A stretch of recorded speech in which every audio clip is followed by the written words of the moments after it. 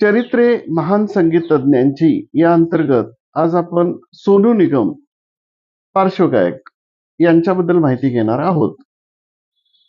सोनू निगम हा हिंदी चित्रपट सृष्टीतील एक लोकप्रिय पार्श्वगायक आहे. सोनू निगमचा जन्म 30 जुलै 1973 रोजी फरीदाबाद, हरियाणा येथे झाला. चित्रपटासोबत त्याने स्वतःचे स्वतंत्र अल्बमही केले आहेत. सचिन पिळगावकरच्या एका मराठी चित्रपटात त्याने गाणे व पाहुणा कलाकाराची भूमिका केलेली आहे. नवरा माझा नवसाचा 2004 मध्ये. काही हिंदी चित्रपटात त्यांनी नायकाच्या भूमिका केल्या आहेत, पण तो प्रयत्न मात्र फारसा यशस्वी झालेला नाही.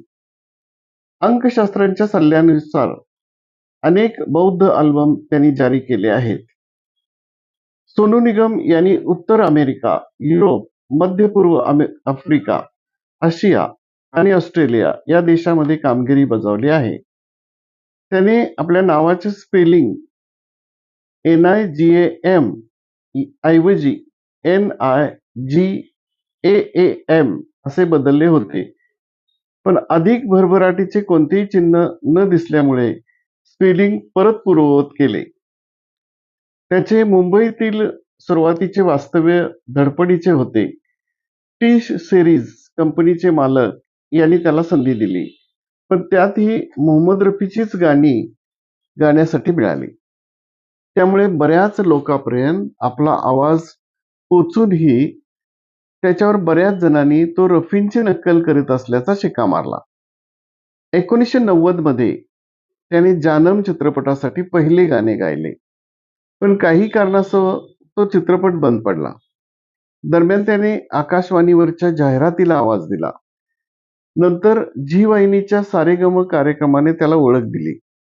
मग त्याने मागे वळून पाहिलेच नाही. बेवफा सनम चित्रपटातील अच्छा सिला दिया तूने हे गाणे फार तुफान गाजले आणि पार्श्वगायक म्हणून स्थिरावण्याची संधी त्याला मिळाली. सोनूने सारेगमात सूत्रधाराची भूमिका केल्यानंतर त्याला अधिकाधिक गाणी मिळू लागली. 1997च्या बॉर्डर चित्रपटामधले संदेशे आते है हे गाणे सुपरहिट झाले. त्यानंतर त्याच वर्षी परदेस चित्रपटातील ए दिल दीवाना है गाणे त्याला रफीच्या नकलेचा शिक्का पुसण्यास कामी आले. त्यानंतर त्याची स्वतंत्र शैली सर्वांनीच मान्य केली. तसेच रोल मॉडेल म्हणूनही तो गणला जाऊ लागला. गाण्यात भावना व्यक्त करणे, आवाजांचा पोत बदलणे यामुळे त्याला महान गायकांच्या श्रेणीत बसायला फार वेळ लागला नाही. हिंदीप्रमाणेच त्याने बंगाली, उडिया, कानडी, पंजाबी, तमिळ, तेलुगू, इंग्रजी, भोजपुरी, उर्दू, नेपाळी, मराठी या भाषांमध्येही गाणी म्हटली आहेत. सोनूने संगीताचे शिक्षण उस्ताद गुलाम मुस्तफा खान यांच्याकडून घेतले. सोनूने वयाच्या 4थ्या वर्षी गायनाला सुरुवात केली. जेव्हा त्यांनी मोहम्मद रफी यांचे क्या हुआ तेरा वादा हे गाणे वडील आगम कुमार यांच्यासोबत रंगमंचावर सामील झाले. विवाह आणि पार्टीजमध्ये गाण्यामध्ये निगम आपल्या वडिलांसोबत येऊ लागला. 15 फेब्रुवारी 2002 मध्ये त्याने मधुरिमा मिश्राशी लग्न केले. त्यांना नवान नावाचा एक मुलगा आहे. सोनू निगम यांनी प्रणयरम्य, रॉक, भक्तीपर, गझल, देशभक्तीवर गाणी रेकॉर्ड केली आहेत.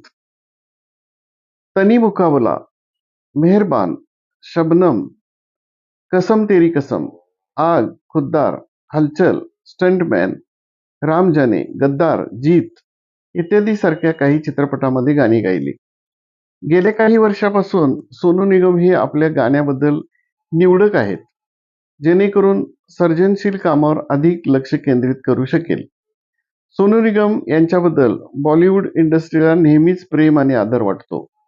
लता मंगेशकर, शाहरुख खान, शंकर महादेवन, हिमेश रेशमिया, शिरीष कुंदर, विशाल शेखर यांनी सोनू निगम यांची प्रशंसा वेगळ्या शब्दात केली आहे.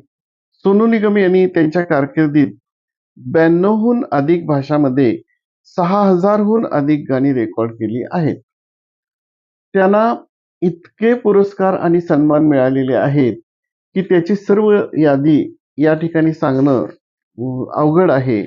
त्यामुळं मी ते माझ्या डिस्क्रिप्शन बॉक्समध्ये देत आहे. त्याशिवाय त्यांनी काही शास्त्रीय रागावर आधारित पण गाणी गायलेली आहेत. त्याची यादी पण मी माझ्या डिस्क्रिप्शन बॉक्समध्ये दिलेली आहे. धन्यवाद.